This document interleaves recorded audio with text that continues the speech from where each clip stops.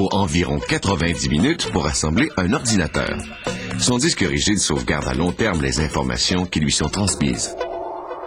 La tête de lecture lit l'information. Elle possède une grande précision. L'espace compris entre la tête de lecture et le disque rigide est plus minuscule qu'un cheveu. Le disque rigide est installé à sa place dans l'ordinateur.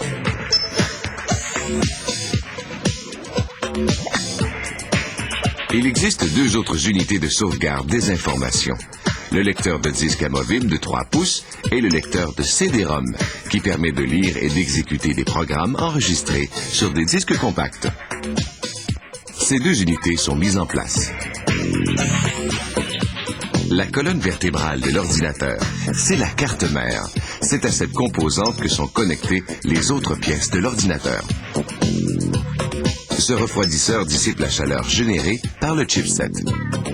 Certaines cartes de son sont intégrées directement à la carte mère. Ces connexions sont en ordre: l'entrée audio, sa sortie et la prise du microphone. Cette bague de rétention AGP retient la carte vidéo lors du transport. Ce capteur thermal mesure la température émise entre le processeur et la carte mère. Le processeur est le cerveau du système. Il interprète, calcule et exécute les instructions données. Le processeur possède plusieurs millions de transistors et sa cadence, sa vitesse de travail, atteint désormais le gigahertz. Le processeur repose sur ce socle. Le refroidisseur du processeur dissipe la chaleur intense. Son efficacité dépend du type de matériau employé et un matériau conductible assure un meilleur refroidissement. La mémoire RAM emmagasine l'information de courte durée, mais elle s'efface dès qu'on coupe le courant. Toutefois, cette mémoire est plus rapide que celle du disque rigide et du CD-ROM. On va maintenant tout intégrer dans le boîtier. C'est un coffre qui protège les composantes internes des éléments extérieurs. À cette étape, on installe les organes électroniques dans le boîtier. Plusieurs connecteurs du boîtier sont branchés à la carte mère, dont le commutateur et divers indicateurs lumineux.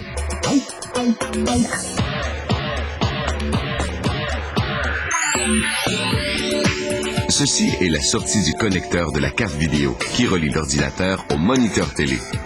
On voit aussi la puce vidéo qui crée des images en 2 et 3 dimensions. Voici la mémoire vidéo. Plus sa capacité est élevée, plus l'image affichée par le moniteur sera nette. La carte vidéo est mise en place. Le modem fait communiquer deux ordinateurs. Ces condensateurs rendent le signal téléphonique parfaitement pur pour faciliter les communications. Ce connecteur de puce modem contrôle l'information qui circule entre les deux ordinateurs. Le fax modem est installé.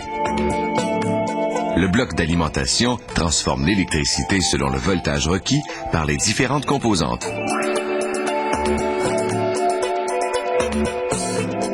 On installe le câblage à l'intérieur de l'ordinateur. Il permet aux informations de voyager entre les différents médias et la carte mère. Le câble IDE est connecté, puis le CD-ROM.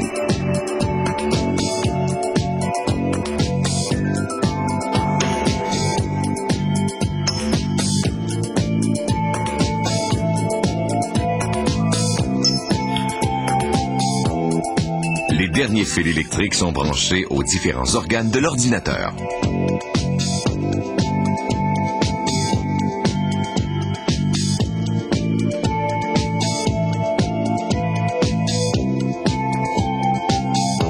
L'assemblage des 30 composantes de l'ordinateur est maintenant terminé. Juste avant de le refermer, on teste chaque ordinateur pour vérifier le bon fonctionnement de ses périphériques. Puis, on le ferme et on procède à l'emballage. Dans cette entreprise, on produit environ 300 ordinateurs à chaque jour.